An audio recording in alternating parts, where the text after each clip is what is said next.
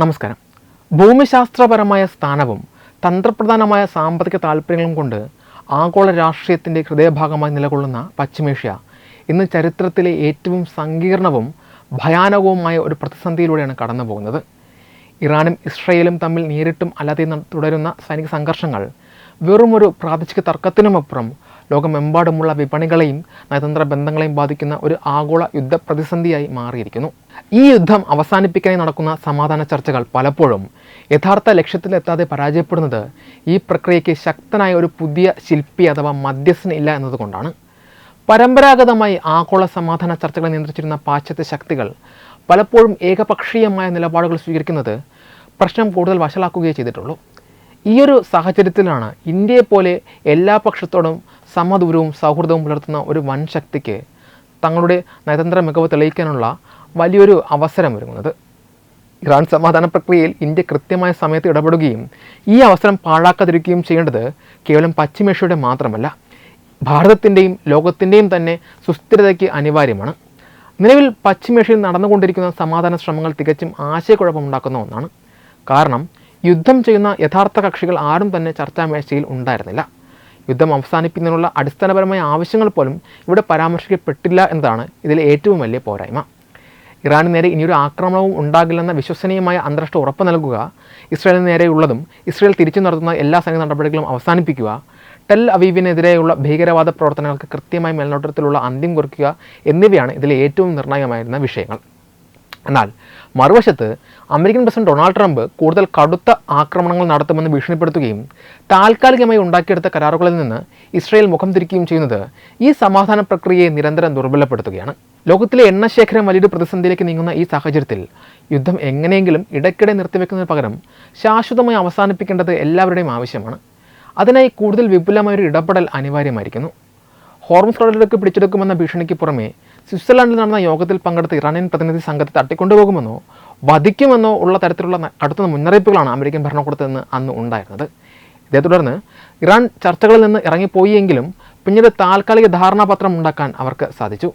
എല്ലാ മുന്നണികളിലും സൈനിക നടപടികൾ ഉടനടി സ്ഥിരമായി അവസാനിപ്പിക്കുമെന്ന് ഈ ധാരണാപത്രത്തിൽ പ്രഖ്യാപിക്കപ്പെടുന്നുണ്ട് എങ്കിലും ദിവസേനയുള്ള ഭീഷണികളും പ്രത്യാക്രമണങ്ങളും കാരണം ഇതിനിപ്പോൾ വലിയ അർത്ഥമൊന്നും ഇല്ലാതായിരിക്കുന്നു. അതിനാൽ ഒരു സമ്പൂർണ്ണ യഥാർത്ഥ വെടിനിർത്തലിൽ ഉണ്ടാകണമെങ്കിൽ ആദ്യം ഇറാന് സമ്പൂർണ്ണമായ സുരക്ഷിതത്വം ഉറപ്പാക്കേണ്ടതുണ്ട്. അതിനാൽ യഥാർത്ഥ ഒരു സമ്പൂർണ്ണ വെടിനിർത്തൽ ഉണ്ടാകണമെങ്കിൽ ആദ്യം ഇരുപക്ഷങ്ങളും തമ്മിൽ സുരക്ഷിതമായ ഒരു കരാർ ഉണ്ടാകേണ്ടതുണ്ട്. അത് പിന്നീട് ഒരു അന്തിമ കരാറിലേക്ക് നീളുകയും വേണം. ഇത്തരമൊരു വിശ്വസനീയമായ സുരക്ഷാ ഉറപ്പ് ബഹുരാഷ്ട്ര സ്വഭാവമുള്ളതായിരിക്കണം. കൂടാതെ അമേരിക്കയുടെ വ്യാപാരത്തിലും സുരക്ഷയിലും നിർണായക സ്വാധീനമുള്ള രാജ്യങ്ങളുടെ സൈന്യം നേരിട്ട് മണ്ണിറങ്ങി ഇതിന് മേൽനോട്ടം വഹിക്കുകയും വേണം. ഇതിനായി യൂറോപ്യൻ രാജ്യങ്ങളും മറ്റു ചില പ്രമുഖ ശക്തികളും മുന്നോട്ട് വരണം. ഐക്യരാഷ്ട്രസഭ പലപ്പോഴും പാർശ്വവൽക്കരിക്കപ്പെടുന്നുണ്ട് എങ്കിലും ഇത്തരമൊരു ദൗത്യത്തിന് നിയമസാധുത നൽകാൻ കഴിയുന്ന ഏക സംഘടന അത് മാത്രമാണ് എന്ന കാര്യം ആലോചിക്കണം. സുരക്ഷാ കൗൺസിലിലെ ഒരു സ്ഥിരാംഗത്തെ നിരീക്ഷിക്കുക എന്നത് ഐക്യരാഷ്ട്രസഭയ്ക്ക് വലിയൊരു വെല്ലുവിളിയാണ് എങ്കിലും അത് അസാധ്യമായ ഒന്നല്ല. ചരിത്രം പരിശോധിക്കുകയാണെങ്കിൽ മുൻപ് സൂയസ് പ്രതിസന്ധിയുടെ സമയത്ത് ഈജിപ്റ്റ് കനാൽ ദേശസാൽക്കരിച്ചപ്പോൾ ബ്രിട്ടനും ഫ്രാൻസും ഇസ്രയേലും ചേർന്ന് ആക്രമണം നടത്തിയിരുന്നു. അന്ന് പ്രസിഡന്റ് ഐസൻഹോവർ തൻ്റെ എല്ലാ സ്വാധീനവും ഉപയോഗിച്ച് യൂറോപ്യൻ രാജ്യങ്ങളെ സമ്മർദ്ദത്തിലാക്കുകയും ലോകത്തിലെ ആദ്യത്തെ സമാധാന പരിപാലന ദൗത്യത്തിന് ഐക്യരാഷ്ട്രസഭ തുടക്കം കുറിക്കുകയും ചെയ്തു. ഈ സാഹചര്യത്തിലും ഐക്യരാഷ്ട്രസഭയുടെ സൈന്യം നേരിട്ട് രംഗത്തിറങ്ങി സുരക്ഷ ഉറപ്പാക്കുകയാണ് വേണ്ടത്. അതിനായി യൂറോപ്യൻ രാജ്യങ്ങൾ ഒറ്റക്കെട്ടായി നിൽക്കുകയും അമേരിക്കയ്ക്ക് മുന്നിൽ ശക്തമായ നിലപാട് സ്വീകരിക്കുകയും വേണം. ഈ സമാധാന പ്രക്രിയയിലെ രണ്ടാമത്തെ പ്രധാന വശം ഇസ്രായേലിൻ്റെ നിലപാടാണ്. നിലവിലെ ധാരണാപത്രത്തിൽ നിന്ന് പൂർണ്ണമായും മാറുന്ന ഇസ്രായേൽ ലെബനനിൽ ബോംബാക്രമണം തുടരുകയാണ്. ഇത് അമേരിക്കൻ വൈസ് പ്രസിഡന്റ് JD വാൻസിൻ്റെ കടുത്ത വിമർശനത്തിന് കാരണവുമായിട്ടുണ്ട്. എങ്കിലും ഭൂരിഭാഗം അമേരിക്കൻ കമ്പനികളും ഇസ്രായേലിൻ്റെ പ്രതിരോധ മേഖലയുമായി ആഴത്തിൽ ബന്ധപ്പെട്ടിരിക്കുന്നു എന്നതാണ് ഇതിലെ വൈരുദ്ധ്യം. അയൺ ഡോം പോലെയുള്ള പ്രതിരോധ സംവിധാനങ്ങളിലും ലോക്ഹീഡ് മാർട്ടിൻ്റെ അത്യാധുനിക യുദ്ധവിമാനങ്ങൾ ഇരട്ടിയാക്കുന്നതിലും അമേരിക്കയുടെ പങ്ക് വലുതാണ്. താൽക്കാലികമായെങ്കിലും ആക്രമണങ്ങൾ നിർത്താൻ അമേരിക്കയ്ക്ക് ഇസ്രായേലിന് മേൽ ആയുധ കയറ്റുമതി നിയന്ത്രണങ്ങൾ ഏർപ്പെടുത്താൻ സാധിക്കും. കൂടാതെ ഇസ്രായേൽ ആശ്രയിക്കുന്ന എണ്ണ വിതരണത്തിൽ റഷ്യ ഉൾപ്പെടെയുള്ള രാജ്യങ്ങൾക്ക് നിയന്ത്രണങ്ങൾ കൊണ്ടുവരാൻ സാധിച്ചാൽ അവരെ ചർച്ചയ്ക്ക് പ്രേരിപ്പിക്കാനും സാധിക്കും. ഇസ്രായേലിൻ്റെ സമാധാനപരമായ നിലനിൽപ്പ് ഉറപ്പാക്കാത്ത ഒരു കരാറും വിജയിക്കുകയില്ല എന്ന് നാം തിരിച്ചറിയണം. അതുകൊണ്ട് തന്നെ ഹിസ്ബുള്ള, ഹമാസ് തുടങ്ങിയ വിവിധ ഗ്രൂപ്പുകളെ ഫലപ്രദമായി നേരിടേണ്ടതുണ്ട്. ഭീകരവാദത്തിൻ്റെ ദൂഷ്യഫലങ്ങൾ വർഷങ്ങളായി അനുഭവിക്കുന്ന Australia, India, France, Russia, China തുടങ്ങിയ രാജ്യങ്ങൾ ചേർന്ന് ഒരു അന്താരാഷ്ട്ര ഭീകരവിരുദ്ധ സഖ്യം രൂപീകരിക്കണം. ഇത് പശ്ചിമേഷ്യൻ രാജ്യങ്ങൾ ഉൾപ്പെടുന്ന ഒരു സുരക്ഷാ സേനയ്ക്ക് കരുത്ത് പകരുകയും എബ്രഹാം ഉടമ്പടിയുടെ വിപുലീകരണത്തിന് അടിത്തറയിടുകയും ചെയ്യും. രാജ്യങ്ങൾ തമ്മിലുള്ള സാമ്പത്തികവും സാംസ്കാരികവുമായ സംയോജനം യാഥാർത്ഥ്യമാക്കാൻ ഇത് സഹായിക്കും. അമേരിക്കയുടെ കടുത്ത രാഷ്ട്രീയ സമ്മർദ്ദങ്ങൾക്കും അപ്പുറത്ത് രൂപീകരിക്കുന്ന ഒരു ആഗോള സമാധാന ബോർഡിന് മാത്രമേ ഇതിന് നേതൃത്വം നൽകാൻ സാധിക്കൂ. ഇതെല്ലാം സാധ്യമാണെങ്കിലും യുദ്ധത്തിൽ നിന്നുള്ള വൻ ലാഭമാണ് ഇതിനൊക്കെയുള്ള പ്രധാന തടസ്സം. അമേരിക്ക സൈനിക ചെലവുകൾ വൻതോതിൽ വർദ്ധിപ്പിക്കാൻ പദ്ധതിയിടുമ്പോൾ യൂറോപ്പും അത് പിന്തുടരുകയാണ്. യുദ്ധങ്ങൾ എപ്പോഴും ആയുധ കമ്പനികളുടെ ലാഭം ഇരട്ടിയാക്കാനും പുതിയ സാങ്കേതിക വിദ്യകൾ വികസിപ്പിക്കാനുമുള്ള അവസരങ്ങളാണ് ഒരുക്കുന്നത്. അതുപോലെ തന്നെ യൂറോപ്യൻ അമേരിക്കൻ എണ്ണ കമ്പനികളും ബാങ്കുകളും ഈ പ്രതിസന്ധി ഘട്ടത്തിലും വൻ ലാഭമാണ് കൊയ്യുന്നത്. ചുരുക്കത്തിൽ രാഷ്ട്രീയത്തെ നിയന്ത്രിക്കുന്ന ബിസിനസ് ലോകത്തിന് യുദ്ധം അവസാനിപ്പിക്കുന്നതിൽ യാതൊരു താല്പര്യവുമില്ല. എന്നാൽ സാമ്പത്തികവും ഭൗമരാഷ്ട്രീയവുമായ ആശങ്കകൾ കാരണം ജനപ്രീതി കുറയുന്ന ഭരണാധികാരികൾക്ക് രാഷ്ട്രീയ നിലനിൽപ്പിനായി സമാധാനത്തിൻ്റെ വഴി തേടേണ്ടി വരും. ഇന്ത്യയെ സംബന്ധിച്ചിടത്തോളം തങ്ങളുടെ മൾട്ടി അലൈൻ അഥവാ ബഹുധ്രുവ നയതന്ത്ര പശ്ചാത്തലം ഉപയോഗപ്പെടുത്താൻ പറ്റിയ ഏറ്റവും അനുയോജ്യമായ സമയമാണിത്.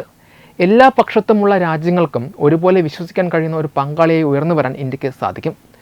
പശ്ചിമേഷ്യയിൽ ശാശ്വതമായ സമാധാനം കൊണ്ടുവരുന്ന ഒരു കരാറിന് രൂപം നൽകാൻ ഇന്ത്യ മുൻകൈയെടുക്കണം.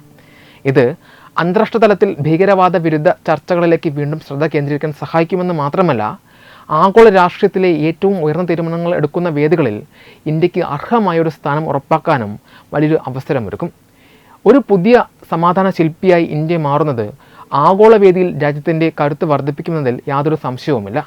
പശ്ചിമേഷ്യയിലെ അതീവ സങ്കീർണമായ രാഷ്ട്രീയ സൈനിക പ്രതിസന്ധിക്ക് ശാശ്വതമായ പരിഹാരം കാണാൻ ഇന്ത്യക്ക് സാധിച്ചാൽ അത് ആഗോളതലത്തിൽ രാജ്യത്തിൻ്റെ പദവിയും പ്രതിച്ഛായയും ചരിത്രപരമായ ഒരു പുതിയ തലത്തിലേക്ക് ഉയർത്തും. ലോകത്തെ വൻ ശക്തികൾ പോലും പരാജയപ്പെട്ടിടത്ത് ഇന്ത്യ വിജയിച്ചു എന്നത് അന്താരാഷ്ട്ര സമൂഹത്തിൽ ഇന്ത്യക്കുള്ള നയതന്ത്ര സ്വീകാര്യതയും ബഹുമാനവും അവിശ്വസനീയമായ വിധം വർദ്ധിപ്പിക്കുന്ന ഒന്നായി മാറും. കാലങ്ങളായി ആഗോള സമാധാന ചർച്ചകളുടെയും മധ്യസ്ഥതയുടെയും കുത്തക കൈവശം വച്ചിരിക്കുന്നത് അമേരിക്കയും ചില യൂറോപ്യൻ രാജ്യങ്ങളുമായിരുന്നു എങ്കിലും പലപ്പോഴും അവരുടെ നിലപാടുകൾ ഏകപക്ഷീയമാണ് എന്ന ആക്ഷേപം ശക്തമാണ്. ഇറാൻ്റെയും ഇസ്രയേലിൻ്റെയും വിശ്വാസം ഒരുപോലെ നേടിയെടുത്ത് ഇന്ത്യ ഒരു കരാറിലേക്ക് എത്തിച്ചാൽ ലോകത്തെ ഏറ്റവും വലിയ വിശ്വസ്ത മധ്യസ്ഥൻ എന്ന പദവി ഇന്ത്യക്ക് സ്വന്തമാകും. ഏതെങ്കിലും ഒരു ചേരിയുടെ ഭാഗമാകാതെ എല്ലാവരെയും ഉൾക്കൊള്ളുന്ന ഒരു ബഹുധ്രുവ നയതന്ത്രം പ്രായോഗികമായി വിജയിപ്പിച്ചു എന്ന് തെളിയിക്കാൻ ഇന്ത്യക്ക് ഇതിലൂടെ സാധിക്കും. ഐക്യരാഷ്ട്രസഭയുടെ സുരക്ഷാ കൗൺസിലിൽ സ്ഥിരാംഗത്വം ലഭിക്കുന്നതിനായി ഇന്ത്യ ദീർഘകാലമായി ശ്രമിച്ചുകൊണ്ടിരിക്കുകയാണ് എന്ന പശ്ചാത്തലത്തിൽ ഈ വിജയം ഏറെ നിർണായകമാകും. ലോകത്തെ ഏറ്റവും വലിയ ഒരു യുദ്ധപ്രതിസന്ധി പരിഹരിക്കാൻ ഇന്ത്യ മുൻകൈയെടുക്കുകയും അതിൽ വിജയിക്കുകയും ചെയ്താൽ ആഗോള സുരക്ഷ ഉറപ്പാക്കുന്നതിൽ ഇന്ത്യയുടെ പങ്ക് എത്രത്തോളം നിർണായകമാണെന്ന് ലോകത്തിന് ബോധ്യപ്പെടും.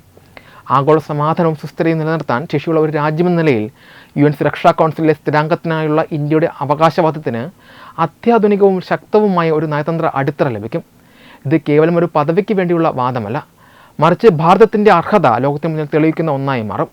പശ്ചിമേഷ്യയിലെ യുദ്ധം ലോകത്തിലെ എണ്ണവിലയും അന്താരാഷ്ട്ര വ്യാപാര പാതകളെയും പ്രത്യേകിച്ച് ഹോർമുസ് കടലിടുക്ക്, ചെങ്കടൽ എന്നിവയെ നേരിട്ട് ബാധിക്കുന്ന ഒന്നായതിനാൽ ഈ ഇടപെടൽ ആഗോള സാമ്പത്തിക മേഖലയേക്കും കരുത്താകും. ഇന്ത്യയുടെ ഇടപെടലിലൂടെ അവിടെ സമാധാനം പുനഃസ്ഥാപിക്കപ്പെട്ടാൽ അത് ആഗോള വിപണിക്ക് നൽകുന്ന ആശ്വാസം ചെറുതായിരിക്കില്ല. എണ്ണവില നിയന്ത്രണ വിധേയമാക്കുന്നതും ആഗോള സപ്ലൈ ചെയിൻ സുരക്ഷിതമാക്കുന്നതും ലോകരാജ്യങ്ങൾ സാമ്പത്തിക മാന്ദ്യത്തിൽ നിന്ന് രക്ഷപ്പെടാൻ കാരണമാകും. ഇതോടെ ലോകത്തിൻ്റെ സാമ്പത്തിക സുരക്ഷ ഉറപ്പാക്കിയ ഒരു ആഗോള രക്ഷകൻ എന്ന പ്രതിച്ഛായ ഭാരതത്തിന് ലഭിക്കുകയും ചെയ്യും. ഇറാൻ ഇസ്രായേൽ സമാധാന കരാറിൻ്റെ ഏറ്റവും പ്രധാനപ്പെട്ട ഒരു ഘടകം മേഖലയിലെ വിവിധ സായുധ ഗ്രൂപ്പുകളുടെ ഭീകരവാദ പ്രവർത്തനങ്ങൾ അവസാനിപ്പിക്കുക എന്നതാണ്. ഭീകരവാദത്തിൻ്റെ ദൂഷ്യഫലങ്ങൾ പതിറ്റാണ്ടുകളായി അനുഭവിക്കുന്ന ഒരു രാജ്യമെന്ന നിലയിൽ ഈ പ്രശ്നത്തിന് ശാശ്വതമായ പരിഹാരം കാണാൻ ഇന്ത്യക്ക് കഴിഞ്ഞാൽ അന്താരാഷ്ട്ര ഭീകരവിരുദ്ധ പോരാട്ടത്തിൻ്റെ മുൻനിരയിലേക്ക് രാജ്യം ഉയർത്തപ്പെടും. ഗ്ലോബൽ സൗത്തിൻ്റെ ശബ്ദമായി നിലകൊള്ളുന്ന ഇന്ത്യ ഭീകരവാദത്തെയും അസ്ഥിരതയും തുടച്ചു നീക്കാൻ പ്രാപ്തിയുള്ള നായകനായി അന്താരാഷ്ട്ര തലത്തിൽ അംഗീകരിക്കപ്പെടും. പശ്ചിമേഷ്യയിലെ സംഘർഷങ്ങൾ കാരണം തടസ്സപ്പെട്ട് കിടക്കുന്ന ഇന്ത്യ, മിഡിൽ ഈസ്റ്റ്, യൂറോപ്പ് സാമ്പത്തിക ഇടനാഴിയുടെ പുനരുജ്ജീവനത്തിനും ഇത് വഴിയൊരുക്കും. ഇവിടെ സമാധാനം തിരിച്ചു വരുന്നതോടെ ഈ വൻകിട പദ്ധതിക്ക് ജീവൻ വയ്ക്കുകയും ഏഷ്യയും യൂറോപ്പും തമ്മിലുള്ള വ്യാപാരത്തിൻ്റെ പ്രധാന കേന്ദ്രമായി ഇന്ത്യ മാറുകയും ചെയ്യും. അവിടെ സമാധാനം തിരിച്ചു വരുന്നതോടെ ഈ വൻകിട പദ്ധതിക്ക് ജീവൻ വയ്ക്കുകയും ഏഷ്യയും യൂറോപ്പും തമ്മിലുള്ള വ്യാപാരത്തിൻ്റെ പ്രധാന കേന്ദ്രമായി ഇന്ത്യ മാറുകയും ചെയ്യും. ഇത് ഇന്ത്യയുടെ സാമ്പത്തിക പ്രതിച്ഛായ വർദ്ധിപ്പിക്കുക മാത്രമല്ല, ആഗോള അടിസ്ഥാന സൗകര്യ വികസന രംഗത്ത് മറ്റ് വൻ ശക്തികളുടെ കടന്നുകയറ്റത്തിന് ശക്തമായൊരു ബദലായി മാറുകയും ചെയ്യും. ചുരുക്കത്തിൽ പശ്ചിമേഷ്യയിൽ സമാധാനം കൊണ്ടുവരാൻ ഇന്ത്യക്ക് സാധിച്ചാൽ അത് കേവലം ഒരു നയതന്ത്ര വിജയം മാത്രമല്ല, മറിച്ച് 21-ാം നൂറ്റാണ്ടിലെ ആഗോള രാഷ്ട്രീയ ക്രമത്തെ നിശ്ചയിക്കുന്ന പ്രധാന ശക്തിയായി ഇന്ത്യ മാറിക്കഴിഞ്ഞു എന്നതിൻ്റെ ഔദ്യോഗിക വിളംബരമായിരിക്കും. ഓരോ ഇന്ത്യൻ പൗരൻ്റെയും അന്തസ്സും അഭിമാനവും ആഗോളതലത്തിൽ ഉയർത്താൻ പോകുന്ന ചരിത്രപരമായ ഒരു നേട്ടമായിരിക്കും അത്. വീഡിയോയെക്കുറിച്ചുള്ള നിങ്ങളുടെ അഭിപ്രായങ്ങൾ കമൻറ്റുകളായി രേഖപ്പെടുത്തൂ. വീഡിയോ ഇഷ്ടമായാൽ ലൈക്ക് ചെയ്യൂ, ഷെയർ ചെയ്യൂ. കൂടുതൽ വാർത്തകൾക്കായി ഞങ്ങളുടെ ചാനൽ സബ്സ്ക്രൈബ് ചെയ്യൂ. വെബ് ഡെസ്ക് തത്വമൈ ന്യൂസ്.